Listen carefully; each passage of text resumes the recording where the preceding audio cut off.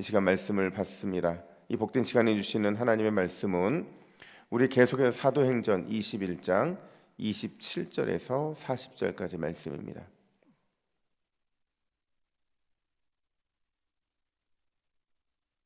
신약 225면 사도행전 21장 27절에서 40절까지의 말씀, 고난을 통한 반전과 기회라는 제목으로 말씀을 받습니다. 우리 27절부터 40절까지 교독합니다.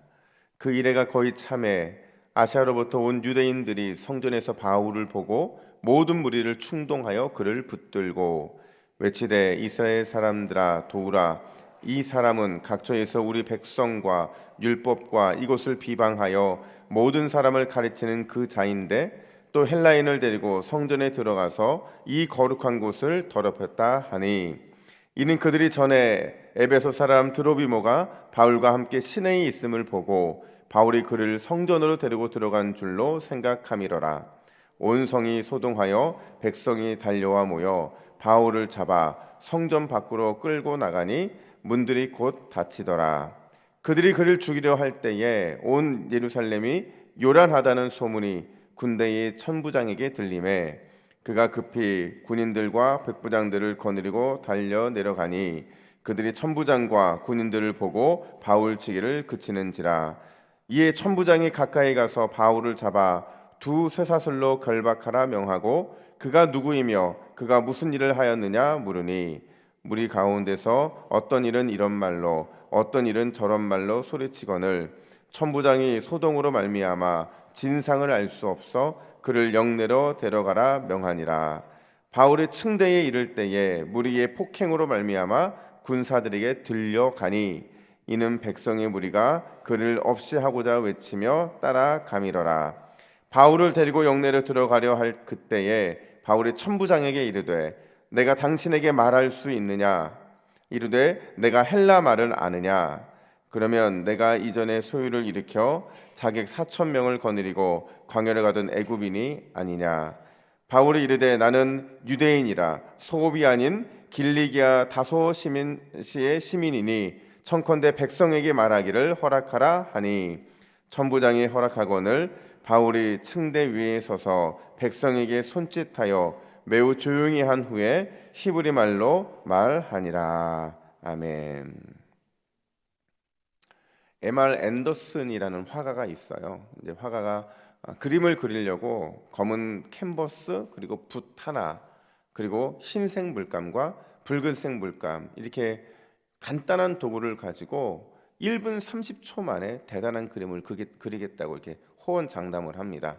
그리고 그가 이제 그림을 그리기 시작하는데 30초가 지났을 때 이 관객들이 아주 시큰둥한 이런 반응을 보여요. 왜냐하면 도통 알 수 없는 그림의 밑그림을 그렸기 때문이죠. 그리고 1분이 지나자 사람들은 굉장히 실망합니다. 누가 봐도 그림 같지 않은 그림인 거예요. 마침내 1분 30초가 다 지나고 나서 모든 그림이 다 완성되자 사람들은 야유와 비난을 쏟기 시작을 해요. 저게 무슨 그림이냐고 막 야단을 치기 시작하는 거죠. 그 그림이 뭐냐면 바로 이 그림이에요. 뭐 화면을 보실까요? 근데 누가 봐도 이 그림은요 진짜 아무런 의미가 없어 보이는 그림이었어요. 근데 이 그림을 그냥 180도 돌려놓으니까 중년의 초상화로 변한 겁니다. 이 앤더슨이라는 사람이 어떤 화가냐면 반전의 화가라고 불리는 화가예요. 자신의 작품을 통해 늘 뭘 말하고 싶어 했냐면 사람들이 자기가 보는 것 그걸로만 모든 것을 판단하려 했다는 겁니다. 근데 보이는 걸로만 모든 것을 판단하면 늘 오류에 빠지기 쉽다는 걸 말해주고 있는 거예요. 그가 말하는 예술도 또 우리가 살아가는 인생도 그냥 보이는 것 자체로 끝난다고 한다면 허무하고 재미가 없다는 거죠. 근데 우리가 경험하는 삶도 그리고 예술도 언제든지 반전이 가능하다. 이거를 말해주고 싶었다라는 겁니다. 여러분 신앙도 마찬가지죠. 우리 신앙인들에게 있어서 반전이 없다? 그런 인생 참 재미없을 것 같아요.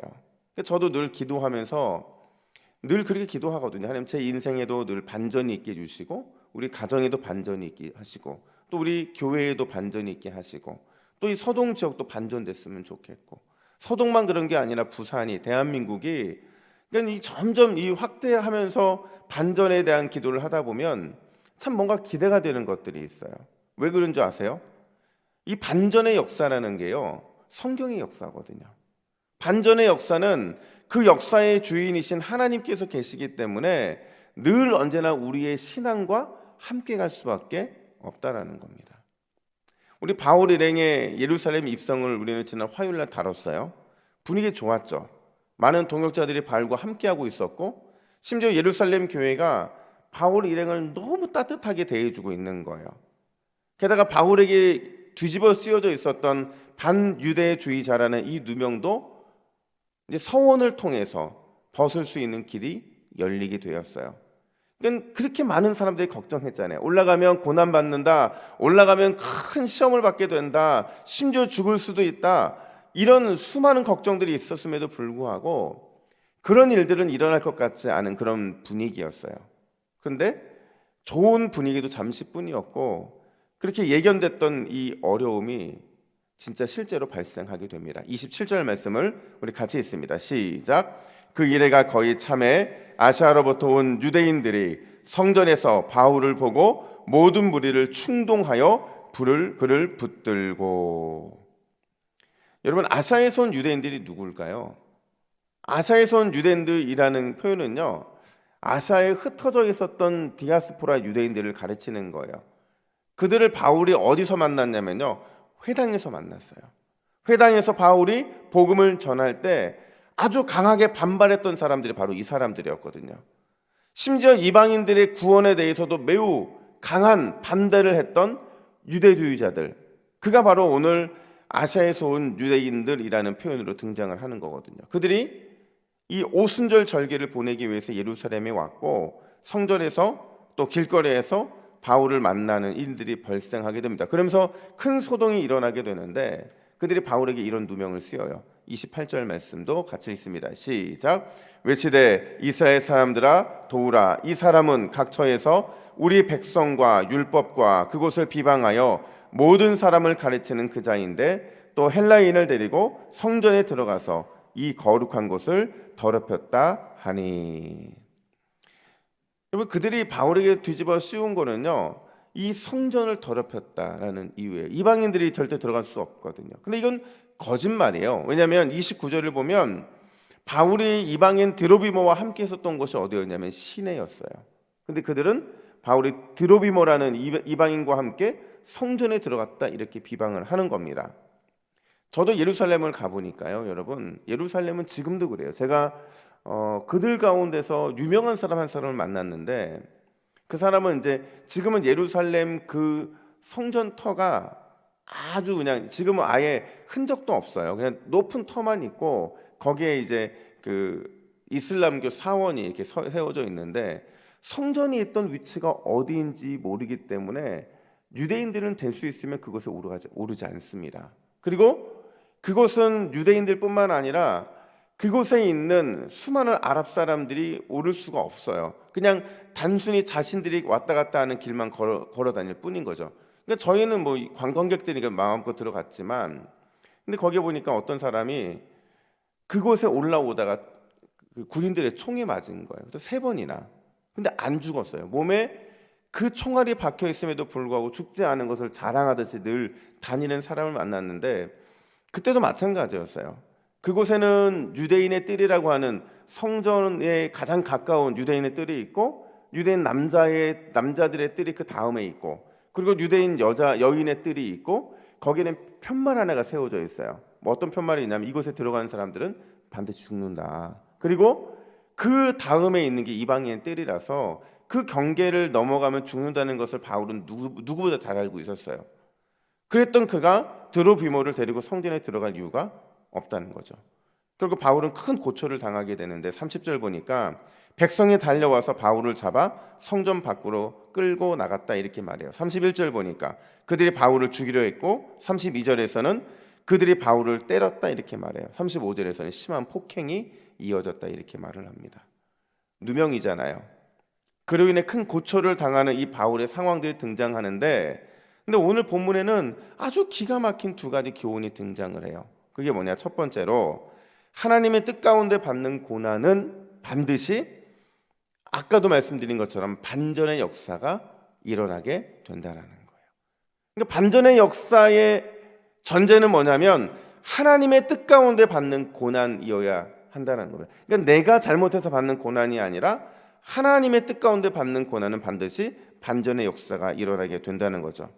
억울한 누명으로 큰 고초를 받고 있던 바울에게 준비된 그 하나님의 반전의 역사가 뭐냐면요, 로마 군인들에 의한 보호와 높임이었다라는 겁니다. 여러분 31절을 보면 바울을 죽이려는 그 아주 위기의 순간에 그 소문을 로마군 통솔자였던 천부장이 듣게 만들어요. 누가요? 하나님께서. 그리고 32절에 보니까 바울을 때리는 것을 멈추게 했다 이렇게 말하고, 더 놀라운 거는요, 그를 결박했는데 끌고 가지 않고 들려가게 했다 이렇게 말을 해요. 우리 35절 말씀 보세요. 같이 읽습니다. 시작. 바울이 층대에 이를 때에 무리의 폭행으로 말미암아 군사들에게 들려가니. 분명히 끌려가야 될 상황이거든요. 근데 결국에는 그가 궁지에 몰린 모든 순간들을 이 로마의 군대에 의해서 온전히 회복되게 했고, 심지어 그를 들고 갔다, 그를 높였다 이런 표현이거든요. 그러니까 상황이 완전히 반전되게 만든 겁니다. 누가요? 하나님께서 로마 군사를 통해서 만드신 거죠. 여러분, 우리가 하나님의 뜻 가운데 고난을 받으면 반드시 이런 반전의 역사가 일어날 수밖에 없어요.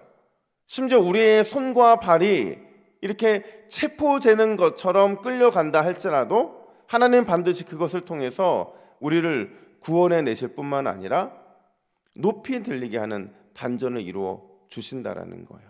이건 제가 앞서 설명드렸기 때문에 더 이상 말씀드리지 않을 겁니다. 하지만 여러분, 우리가 이 새벽에 기도하는 이유가 뭐예요?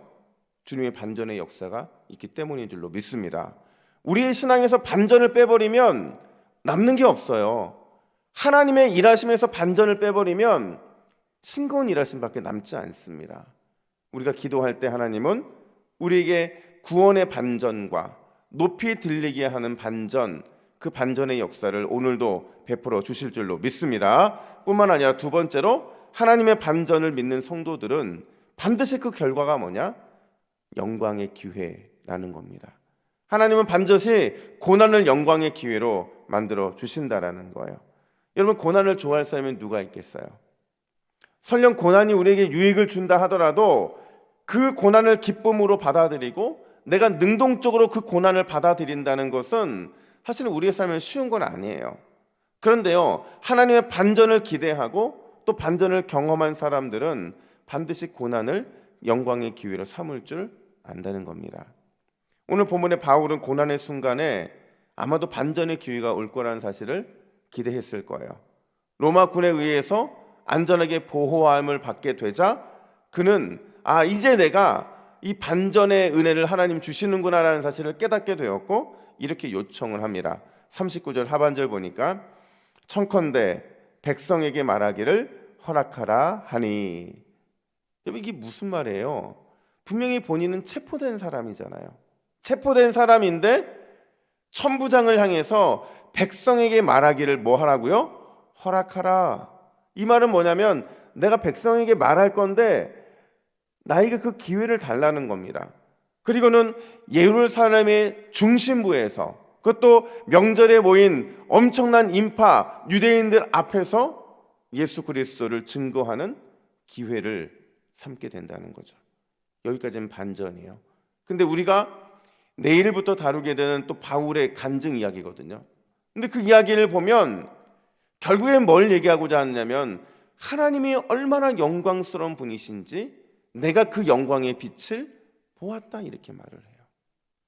다메섹에서 그 영광의 빛을 보았다는 것을 그는 증거할 기회를 삼고 있다는 겁니다. 여러분, 때로 우리는 고난 가운데 아파하고 또 신음할 수 있고 눈물 흘릴 수 있어요.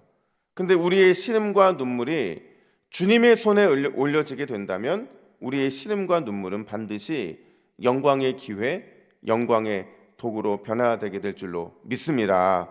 이게 하나님이 일하시는 방법이에요. 하나님이 우리에게 왜 신음과 눈물을 주시느냐? 반전의 역사를 통해서 하나님이 얼마나 많은 영광과 하나님이 얼마나 많은 반전의 은혜를 우리에게 주실 수 있는지를 보여주기를 원하신다라는 겁니다. 그런 의미에서 오늘 이 새벽에 우리의 눈물과 우리의 신음은 반드시 영광과 또 영광의 기회로 바뀌게 될 줄로 믿습니다. 오늘 화면 보시고 기도 제목 두 가지 함께 읽습니다. 함께 읽습니다. 시작. 주여, 인생의 고난 앞에서 고난에 함몰되고 눌리는 인생이 아니라 고난을 통해 찾아오는 반전의 역사를 기대하는 인생 되게 하옵소서. 하나님의 일하심을 신뢰하며 우리 인생의 눈물과 아픔이 영광의 기회, 영광의 도구가 되게 하옵소서. 할렐루야. 우리가 이렇게 기도할 때에 오늘 이 새벽이 오늘 하루 종일 반전의 역사가 반복되는 귀한 하루가 될 줄로 믿습니다. 기도하겠습니다. 하나님 아버지, 은혜와 사랑을 감사합니다. 우리의 신앙에 또 우리의 인생의 고난에 반전의 역사는 반드시 있는 줄로 믿습니다.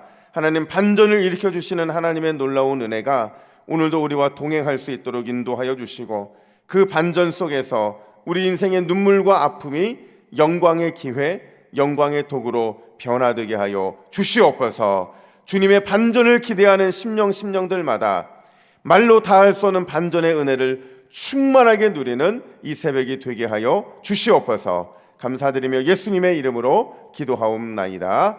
아멘.